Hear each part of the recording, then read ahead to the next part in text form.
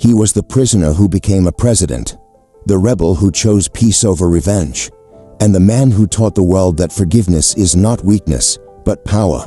This is the extraordinary story of Nelson Mandela, a man whose life reshaped history and redefined what leadership truly means.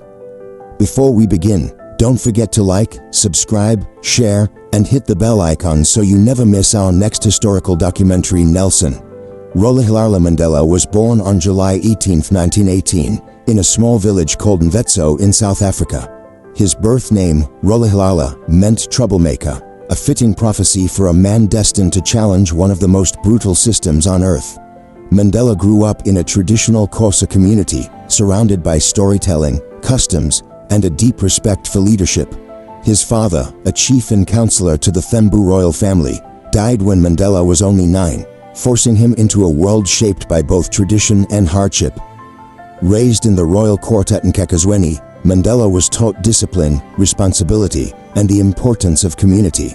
There, he listened to village elders speak about justice and courage, lessons that would guide him for the rest of his life. Yet Mandela was not destined to become a tribal leader. His path would be far greater. As a young man, Mandela attended the University of Fort Hare, one of the few institutions that allowed black South Africans to receive higher education. But he soon found himself in conflict with the administration after joining a student protest.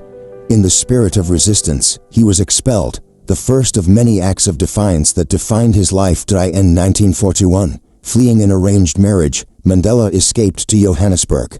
The city introduced him to the harsh reality of racial segregation, a system that would become the notorious policy of apartheid, a rigid structure of racial oppression that stripped black South Africans of political and human rights.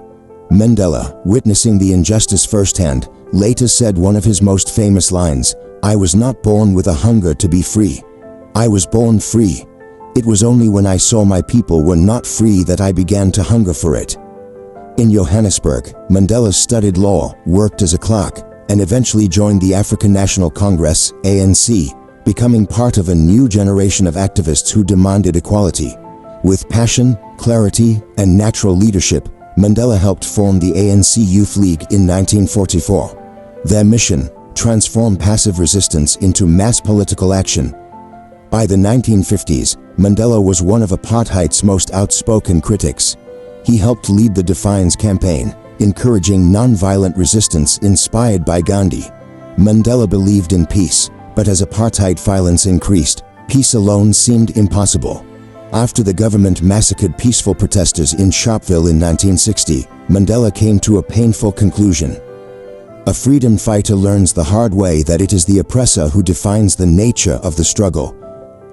Mandela co-founded Umkhonto we Sizwe, the armed wing of the ANC, choosing sabotage over violence against people. Still, the apartheid regime saw him as a threat.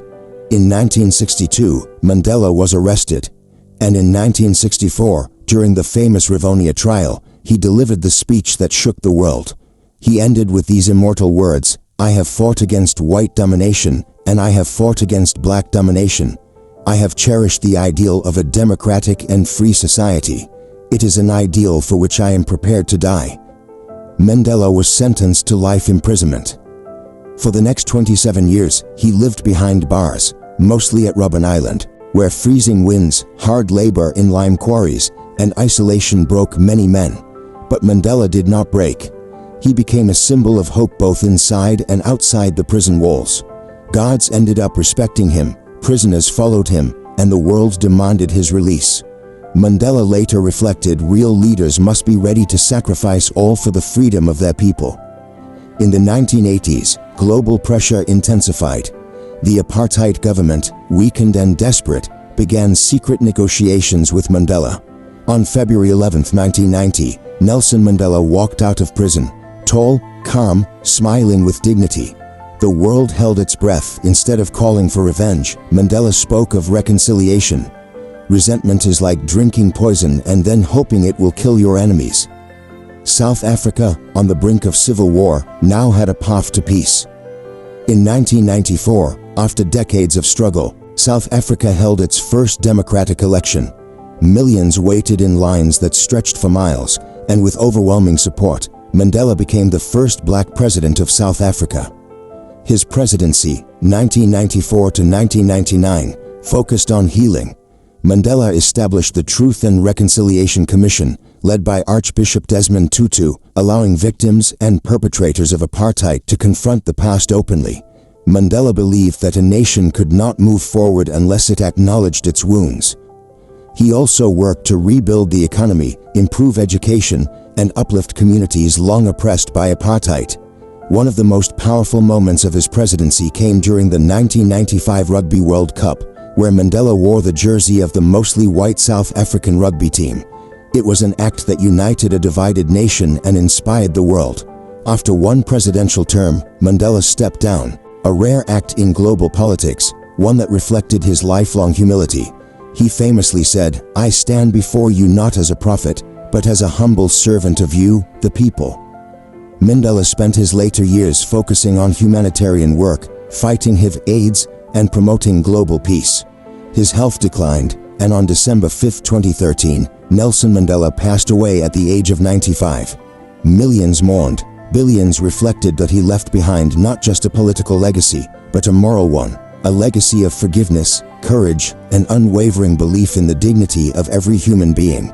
Mandela taught the world that justice must be rooted in compassion, and that true leadership requires sacrifice. His message remains timeless. It always seems impossible until it is done. Nelson Mandela did not just change South Africa, he changed humanity's understanding of freedom.